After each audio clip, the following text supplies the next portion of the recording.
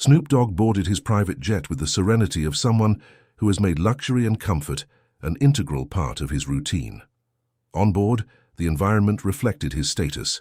Impeccable leather sofas, lights adjusted to create a relaxing atmosphere, and a dedicated team catering to every need. For him, that flight was more than just a simple trip. It was an opportunity to escape the whirlwind of commitments that his life as a global rap icon demanded. Between concerts, events, and multi-million-dollar partnerships, moments like this were rare and precious. His destination? The paradisiacal Maldives, where he planned to disconnect from the world and recharge his energies. However, what Snoop didn't know was that this seemingly ordinary flight would mark a turning point in his life. Something surprising was about to happen. Reclined in the soft leather seat, Snoop Dogg adjusted his sunglasses and slid his fingers over the tablet, ready to draft ideas that could turn into his next masterpiece. He firmly believed that inspiration was unpredictable, capable of arising in the most unlikely places, even in the gentle hum of an airplane engine cruising the skies. As he typed a few lines, words flowing almost like a melody, the environment around him overflowed with opulence. The other passengers, each absorbed in their own bubble of comfort, barely paid attention to the presence of the rap legend. For Snoop, this was perfect. The momentary anonymity was a rare gift. The jet began to taxi down the runway, and he looked up from the tablet, casually observing the crew making the final preparations with almost choreographed efficiency. A flight attendant passed by his side silently, placing a glass of fresh juice on his table, accompanied by a professional smile. He raised the glass in a solitary and symbolic toast, appreciating the gesture. Everything seemed to be in perfect harmony, one of those rare moments when life felt exactly as it should be. As the plane took off, smoothly cutting through the skies, the captain announced that the flight would be calm with no forecasts of turbulence or delays. Snoop, already comfortable, closed his eyes, allowing himself to relax. The gentle movement of the aircraft lulled him, almost like a metronome as he flirted with creative ideas. Little did he know that this moment of calm was only the surface of something much bigger, something he couldn't foresee. The captain's second announcement broke the tranquility. Unlike the first, the voice, which had previously sounded friendly and formal, now seemed laden with palpable tension. "Mr. Broadus, please remain in your seat. I will speak with you shortly." The words were firm, almost authoritative, and sounded out of place in the environment of comfort and professionalism that had prevailed until then. Snoop opened his eyes, frowning behind his sunglasses. It was an unusual situation, but he knew that staying calm was always the best choice in the face of the unexpected. Silence took over the cabin, and gradually the other passengers began to cast curious and nervous glances in his direction. Snoop remained quiet, adjusting himself in his seat, projecting the same aura of tranquility he displayed on stage. He tried to shake off the strange feeling that something was amiss. A few minutes later, the cockpit door opened, and the captain emerged accompanied by two visibly uncomfortable flight attendants. The captain's rigid posture and the determined look in his direction were clear signs that this was not a casual conversation. With firm steps, the captain approached Snoop, his expression laden with authority but also something that seemed like a slight tension. "Mr. Broadus," the captain began, his voice low but incisive, "I need you to explain your presence on this flight." Snoop blinked, confused, but maintained a calm tone. "With all due respect, I legitimately booked this flight. What's the problem?" The captain narrowed his eyes, as if searching for something in Snoop that would justify his behavior. His scowl deepened as he crossed his arms, leaning in a slightly threatening manner. "Men like you don't usually fly like this," he snapped, the words laden with a prejudice as subtle as they were cutting. The words hit like an unexpected blow. Snoop, who had faced numerous instances of discrimination throughout his life, felt the familiar weight of prejudice settling in. But something in the captain's tone made the situation seem even more insidious. The silence in the cabin became deafening. The other passengers fidgeted uncomfortably, visibly aware of the tension, but no one dared to intervene. "Look, partner," Snoop replied, maintaining a firm but controlled tone. "If you have any doubts, talk to the company that organized the flight. All my documents are in order." But the captain didn't seem interested in listening. His expression hardened even more, and his tone became sharper. "I don't care about your paperwork. To me, you shouldn't be here. I don't know what kind of trick you're trying to play, but it's not going to happen on my plane." Snoop took a deep breath, fighting the urge to retaliate more aggressively. He knew that in situations like this, losing his cool would only fuel the other person's prejudices. However, frustration bubbled inside. The captain wasn't just questioning his presence. He was turning a flight that should have been peaceful into a scene of open hostility. "You know nothing about me, man," Snoop responded calmly but deliberately, standing up until he was face to face with the captain. His posture was firm, his voice controlled but laden with authority. "I'm here like any other person. I haven't caused any trouble, so I suggest you go back to the cockpit and do your job." For a moment it seemed like the captain would back down, but instead he leaned even closer, his finger pointed directly at Snoop's chest. "You think you can intimidate me? People like you think they can buy respect, but that doesn't work with me." The phrase "people like you" hung in the air, dense and heavy, impossible to ignore. The implicit racism in those words echoed through the cabin like a snap. Whispers began to arise among the passengers, but no one had the courage to speak up. It was as if everyone feared what might happen. Snoop pressed his lips together, crossing his arms with an air of controlled patience. He knew that any impulsive action could further escalate the situation, and he wasn't willing to fall into that trap. "If you have a problem with me," he said, his voice firm and filled with dignity, "resolve it with the company. I didn't come here to argue, let alone be humiliated." The tension in the cabin was almost palpable. The captain continued in his defiant posture, while everyone's eyes were fixed on the two of them. Snoop maintained his position, determined not to let prejudice bring him down. The captain wasn't giving up. He spun on his heels, disappearing through the cockpit door, and moments later, the intercom sound echoed through the aircraft. His voice, now even colder, cut through the silence. "Ladies and gentlemen, we will be making an emergency landing for security reasons. We apologize for any inconvenience and thank you for your patience." Snoop's heart sank. He knew that had nothing to do with security. It was merely an excuse to mask a clear act of abuse of power and prejudice. The passengers' murmurs grew louder, tones varying between frustration over the unexpected diversion and judgmental glances cast in Snoop's direction. Some looked at him as if he were to blame for what was happening, only increasing the weight of the situation. When the plane finally landed on an isolated runway surrounded by dense vegetation, the tension seemed to have reached its peak. The captain exited the cockpit with firm steps, again accompanied by the two flight attendants who avoided looking directly at Snoop. The captain stopped in front of him and pointed authoritatively. "You," he said, his voice filled with disdain, "gather your things and leave. Now." Snoop remained still, keeping his eyes fixed on the captain. His expression was serene, but his eyes conveyed firmness and indignation. "I'm not leaving. You're removing me without any reason. This is an abuse of power. It's racism, and you know it."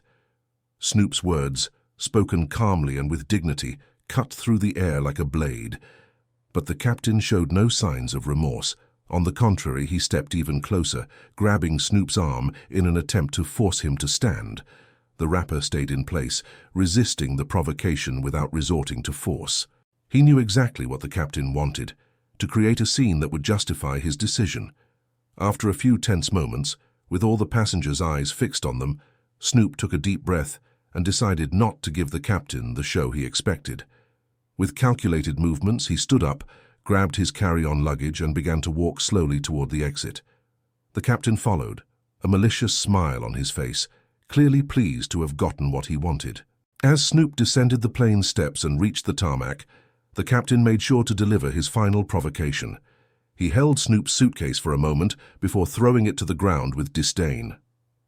"Good luck," he said with cruel irony, before turning and disappearing back into the aircraft.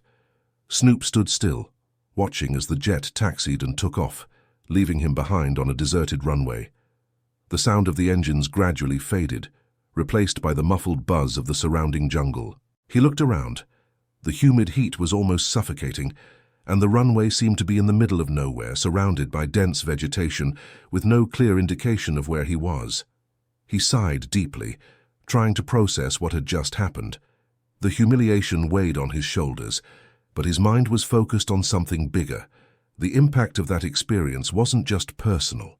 It represented a constant struggle faced by millions who, like him, were judged before they even opened their mouths.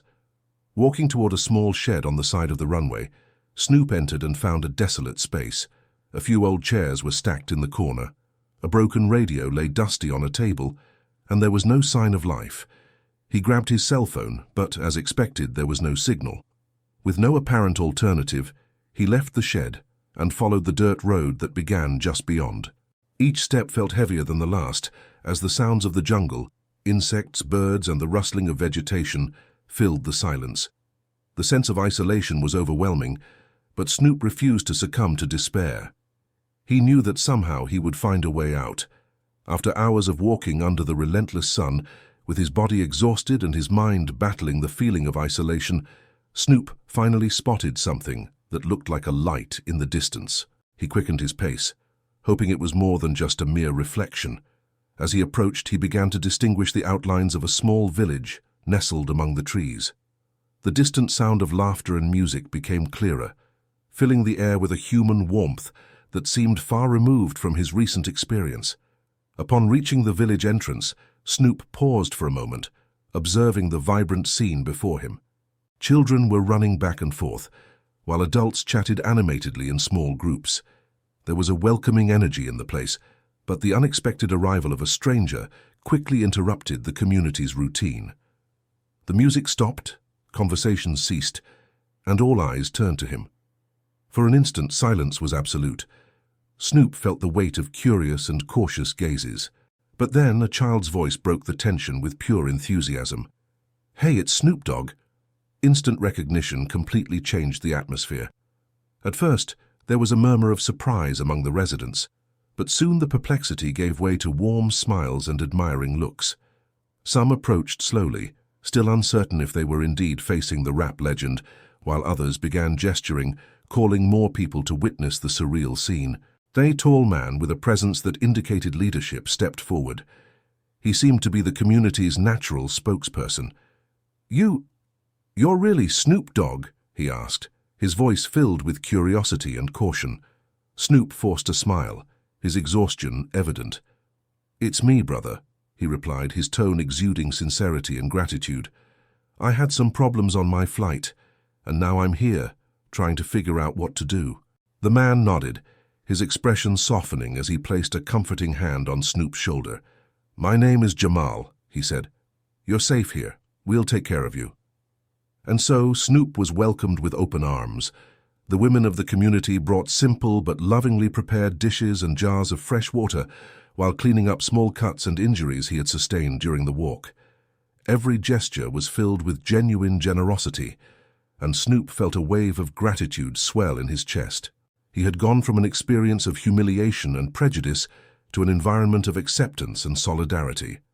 While resting, he briefly recounted what had happened. He spoke about the captain's racist behavior and the abuse of power that led him to that situation. The faces of the residents, previously welcoming, hardened with indignation. "This is outrageous," Jamal said, fists clenched.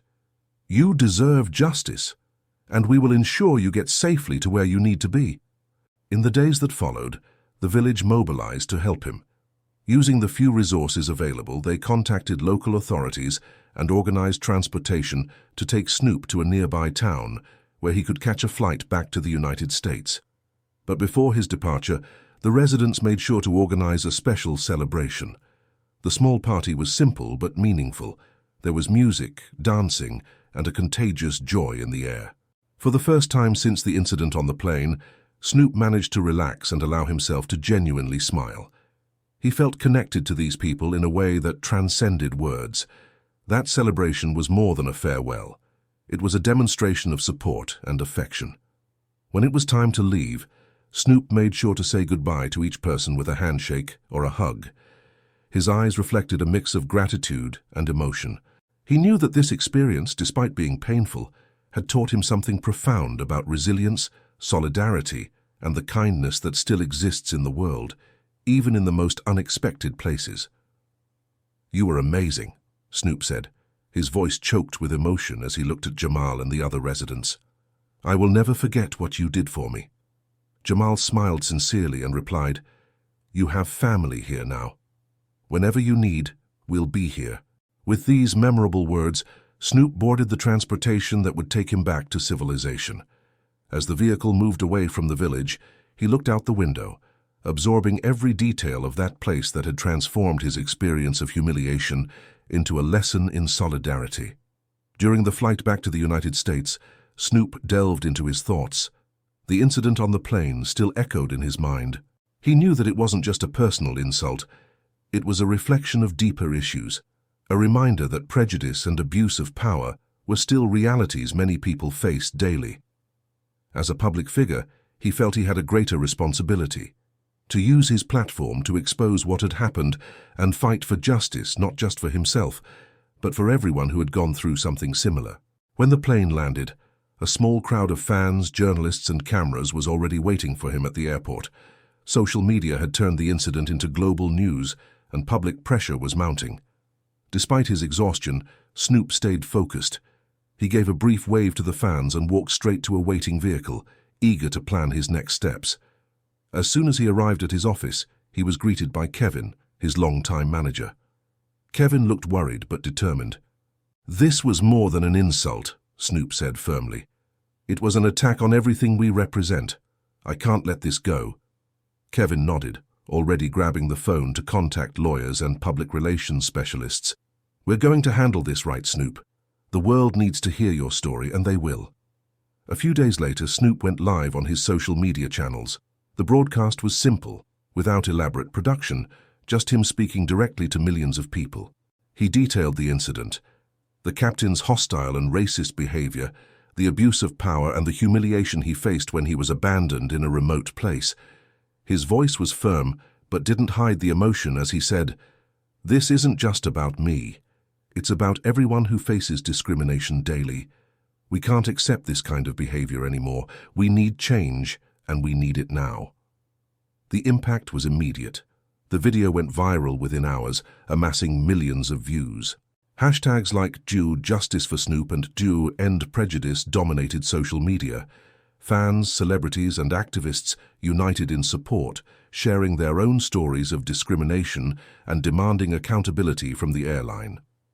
The airline attempted to contain the damage by issuing a statement apologizing and asserting that the captain's behavior did not reflect the organization's values.